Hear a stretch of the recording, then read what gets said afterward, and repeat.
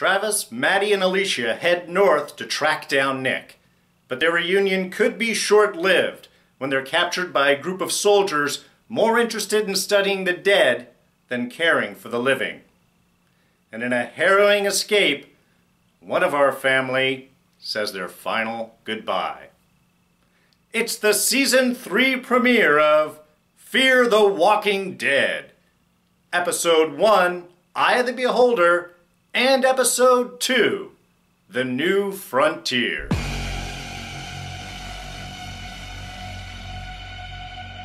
Hey everyone, D here, and welcome to this week's review of Fear the Walking Dead. So, as usual, lots of spoilers peppered throughout this review.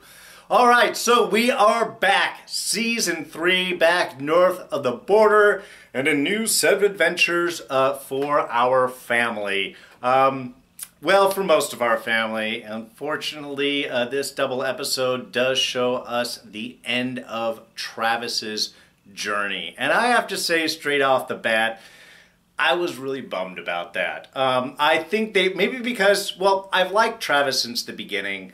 Yeah, he had his little dark time, but I think they set things up really nicely, especially in this opening episode in Eye of the Beholder, really getting Travis back, a centered strength. And perhaps that is the sign of doom in this show, because he has suffered a lot. That the loss of Chris definitely, very tragic, definitely shook him up. But as they've come back north, once they've been captured, and especially once that moment that he sees Nick, there really is a purpose to his life. And it makes sense. He's already lost one son. He is not going to lose another. And in fact, that opening scene right there, well, the whole opening bit is they're coming into the outside and we see the sort of body part strewn opening, the little guard line out there. Very creepy, sets the tone immediately, definitely, that there is danger here. And as they're separated and put in their different areas, we know nothing is feeling good about this. So that moment between Travis and Nick, where it's just Nick, Travis just looking at him and Nick just opens his eyes and back. It's quiet, but there was so much that was spoken in that moment. It was actually one of my favorite shots of the opening episode here, is just those quiet little communication moments I thought was really nice. But for Travis's journey, he does get to step up for this. He is smart. When Steven starts offering his plan, he is tentative. He is watching. When they finally bring him into the murder room there, he is watchful, he is focused, he is looking for all the opportunities. So everything that sort of set him up in this episode really brought back a lot of Travis's strength. The escape scene that they did have from the murder room there, I thought was nice. It did bother me a little bit. I mean, I will mention a few parts throughout the episodes that actually did bother me. One was, why bring this group of people to sit and watch these people murdered and turned right before their eyes? If they weren't, at least in the other room, you can sort of calm down some of the panic. They're seeing it all happening and that you are next. Not very kind. There's an extra level of cruelty kind of added to that. But his escape scene, I thought that was nice. Waits for the moment, waits for people to start to turn, asks them their questions. It was good to find out they are doing a little bit of scientific research, as dastardly as it is. But just does the distraction, gets them out. Once they get Nick and Luciana out, and Steven, whatever, for the half moment that he's still alive, then he just wants them out, is willing to turn around and sacrifice himself, which brings to the beautiful pit fight scene. Again, if we're losing Travis, he goes out killing it. A beautiful fight scene, very visceral, very strong. I loved him bringing up his Maori roots, the warrior within. Anyway, it was a whole wonderful arc. And even the final moments that he had with Maddie before the overrun, the whole separation on the chopper, was very nice, where they got to kind of have that moment. She got to apologize for what he had lost. He got to reassure how much that he is there, that he had to save Nick, that he had to do whatever that he had. So it was a really nice moment for him to kind of return back to the family, to fight, to bring the family back together, to save Nick, to have that moment with Maddie before they were finally separated. And of course, little did they know it would be the last time that they saw each other. And then his final death in the beginning of episode 2 there, just shot from the helicopter. You know, it was sad, it was tragic, like I said, kind of a messed up way to go, because he was just flying there and just shot and gone. I mean, when you go, it's going to be a bit of a surprise, I suppose. There's no real good time for it. But it wasn't just that neck injury, the whole gut had opened up, and I like that nice kind of second reveal. Just sort of convince Alicia, no, have to go, got to open the door, got to drop out, he's going to die, he's going to turn, he knows that there's only one move for him. So even in the end, he sacrifices himself to save the family. So we are sad to see you go, Travis, Curtis, but it was a great run, and you went out just like a champ. So right on you. Now, of course, we've got Maddie and Alicia first together as soon as they are on the base, meeting up with Troy, who pretty much from the get-go, Troy Otto there, lets you know that he is creepy and that he is not right. His whole persona just screamed, one, not a soldier. Wearing the gear but not walking right, not talking right, none of the persona. He was definitely kind of messed up in the head, and as we learn later on, he is very much the black sheep of the family, of the Otto clan. But here we've got one of the great kind of other of the rest of the family, of Travis, of Maddie, of Alicia, of Nick. They're really moving forward into the world, I think, rather strongly. I think one of the things that are hampering Maddie at this moment, as shown very early on in those first couple of scenes with Alicia, is Maddie is still trying to protect her kids, to be the protector, when her kids in some ways have already moved past her. You know, Nick is quite a survivalist on her own, but even Alicia looks at Maddie as soon as Troy leaves and is like, he is going to kill us. She sussed him out straight away. The fact that she just hid the knife in her boot, as she says, I didn't even think about it. She's already moving forward. I mean, the season ended with her stabbing the guy to save Travis and everyone, and stepping up and doing that. Alicia really has moved into, she is seeing things right. She is already very suspicious. Maddie is still in some ways trying to be pragmatic, trying to be practical, which is helpful, especially with Nick in the scenes that she has later on back at the ranch. I love their kind of strategizing of survival and the different techniques and who's, you know, what we should do and we should do that. And it was wonderful seeing the two of them again kind of as survivors talking about the different techniques, what is their plan going to be. But Nick at this point, of course, very emotional. He is lashing out because he's blaming himself for the loss of everyone at La Colonia. He brought them to the border and they all got shot. Luciana is kind of dying throughout these couple episodes. We don't know if she's going to pull through all right. And even Travis and Maddie and Alicia coming up over the border and getting captured, he's blaming himself for that. So he is kind of lashing out. He is doing that youthful kind of attack. Maddie being a bit more pragmatic in her approach, even dealing with Jeremiah Otto, the dad there, trying very pragmatic about, look, we need to suss this out, we need to find out, let's get our bearings straight, let's get some resources under our belt before we decide what our next move is. So I like the movements all of them are doing. I think, again, Alicia and Nick have already moved up, maybe not past Maddie, because she's got some definite darkness inside of her.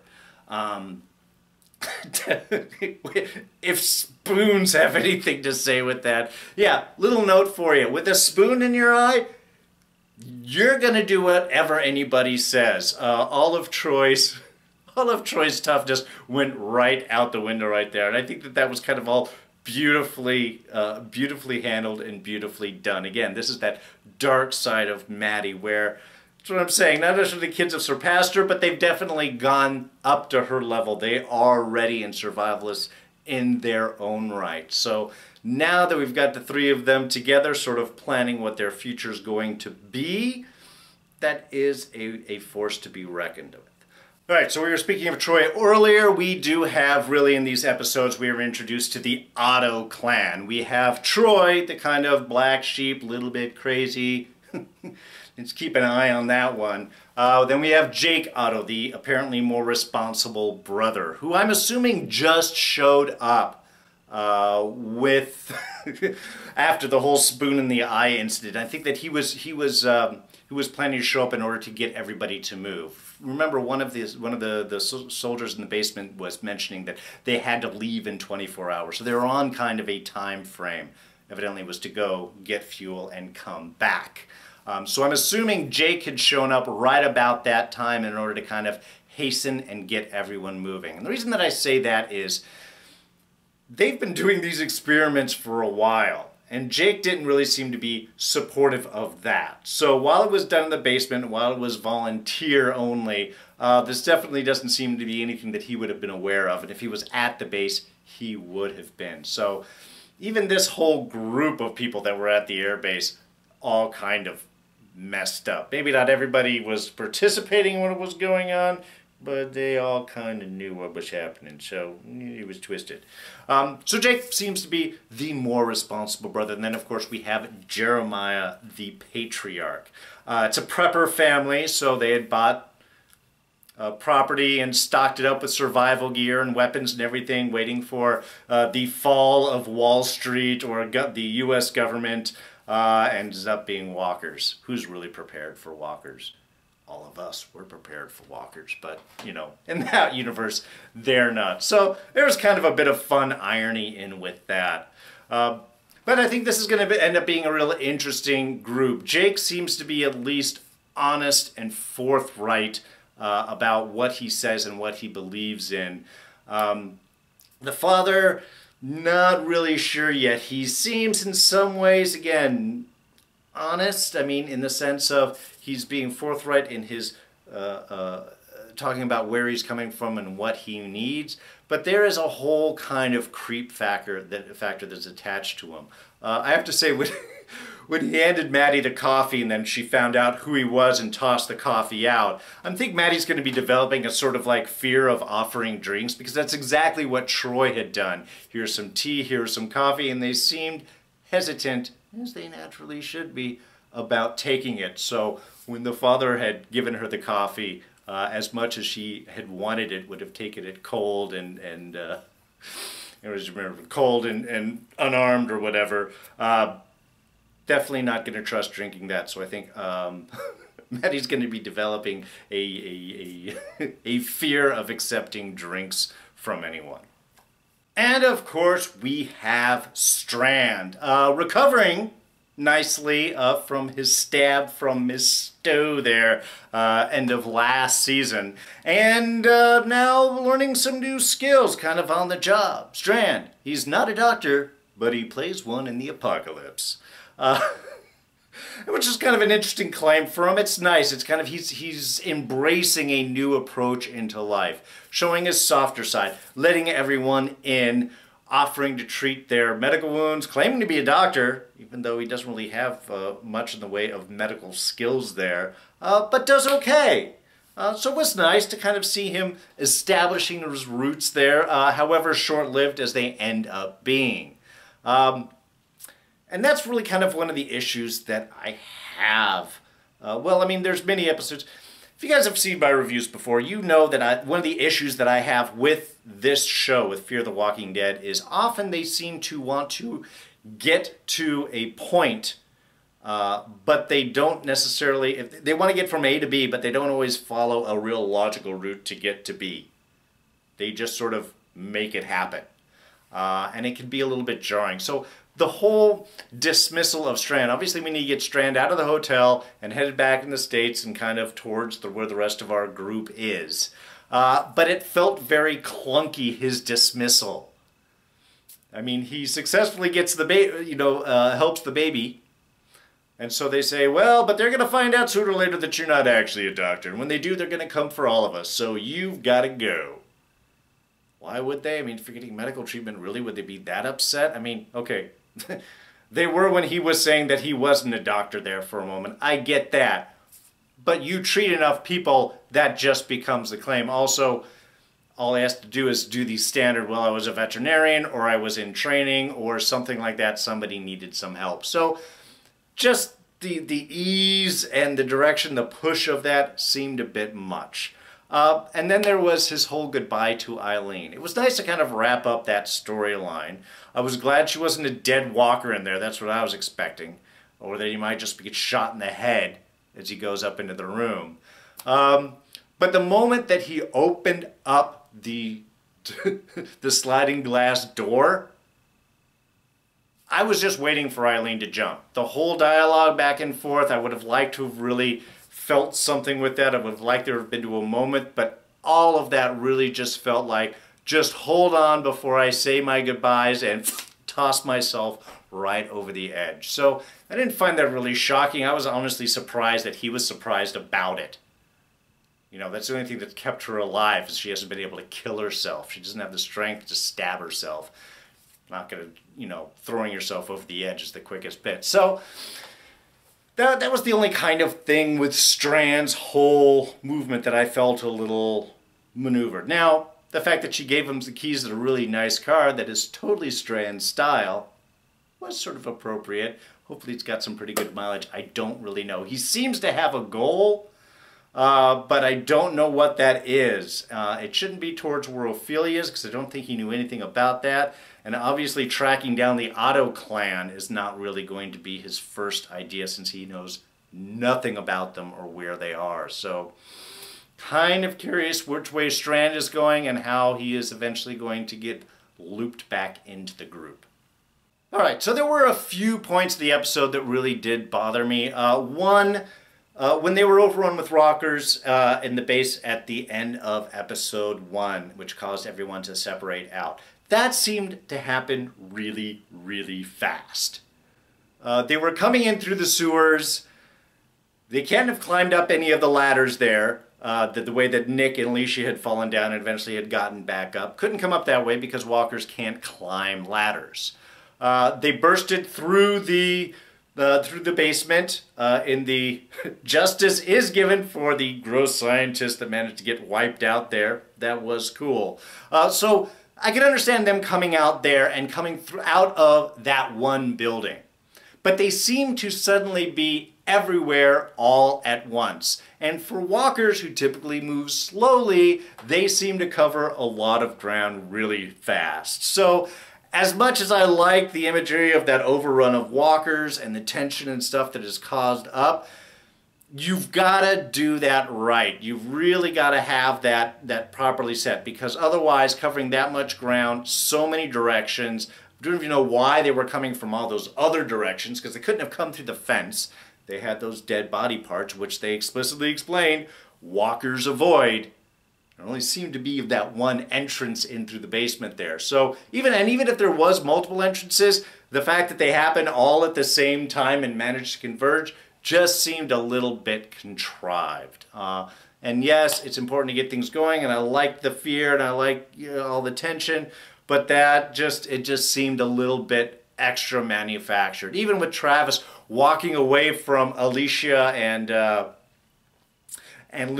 Luciana there for a moment to try and save Maddie before coming back. I don't think he would have done that. He would have grabbed and moved. It's just, I didn't like that. Again, it's one of those contrived scenes which really bothered me. There was another clunky scene also when we had Jake fighting in the darkness there after the camping, when he was going after his, I think it's his sister-in-law. For one, that whole setup, why she was gone for so far, why she went so far away, how she fell down, why he fell down for a guy that grew up on a ranch, and then, what, the magazine fell out of the gun, he was trying to reload it. And it was dark, so all we see is flashing lights. So, I mean, from a straight visual standpoint, it was very clunky to see. I didn't know what was happening half the time. And it also just seemed, it's like he was suddenly this bumbling buffoon, like he's one of the infomercials late at night. It's like, I can't chew gum and wash a plate at the same time. I hate it when they do that. So that was just a couple of really clunky parts that I wish they could have handled a little bit better. Oh, also, just a little sloppy, the spoon in the eye scene, the opening of that. Okay, if you're going to attack someone from behind, have Alicia standing there as a distraction. Roy walks into an empty room and doesn't see anybody, he's going to expect to be attacked.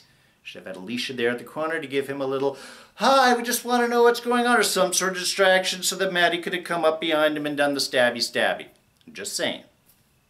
Alright, before this gets too long, let me just hit a few points here before we wrap up. Science lessons with walkers. Okay, totally gross the way these guys are going at it, but some interesting lessons. That the walkers avoid anything that's dead. They have some sort of sense of smell and avoid it. Now, we know that if you're covered with walker guts, they won't come near you. But if it's any dead, that's also a good bit to know. And two, that walkers will eventually stop eating you. I mean, you're dead, but any corpse, the blood will start to turn cold. It is thus dead, and therefore they just sort of lose interest and wander off. We know this from kind of knowing the series, but it's cool to have it sort of spelled out like that. The helicopter crash. Look, does anybody have a radio? I'm kind of curious. They were on the radio and they checked in. They said, all right, we're 20 minutes out, going to radio silent, and then they got shot at, which eventually took them down. Wouldn't they have intelligently gotten back on the radio to say, we are now getting shot at? They never bothered to go back on the radio. They didn't seem to have any handhelds. I mean, they could have been potentially canyons down there that would have stopped it, but I didn't see any of that. So for people that have crashed, there didn't seem to be a whole lot of urge for communication, which kind of bothered me a little bit. Also, when they finally were coming back to the ranch and the lookout does see him and pulls up the radio, he doesn't send a truck out at them. He lets them walk all the way back up to the gate. That also, again, just seemed kind of surprising. So I guess even if they had a radio, they'd still have to walk back. Alright, so I think that's going to wrap things up for this week. I know it's 2 episodes. I could have probably talked for another 15-20 minutes, but we don't want this to go on too long. Where we are at now, we got Strand heading north. Ophelia, we still haven't seen what is going on with her back in Texas. The Otto clan, though, that seems to be where we're going to have Maddie, Alicia, and Nick staking out for a while and just waiting for things to go wrong there. Main thing, of course, is who shot at the chopper. There is an enemy out there that nobody is acknowledging or referring back to. Jake didn't really seem to know what was going on. Is he hiding something? Not sure. So I think this is going to be the threat that is going to be coming up and probably heightening all of the tensions that we're going to have at this new location. And we'll see how that all works out. Alright, so if you did enjoy this review, please go ahead and hit that like button. Thoughts, ideas, comments, as always, throw them down in the section below. What did you think of the episode? Good? Bad? You feeling hurt that Travis is gone? Were you waiting for him to go? And where do you think we're going to be heading to next? Go ahead and throw those down. Now you can always catch me on Twitter and Instagram. I'm at Darren Jakes.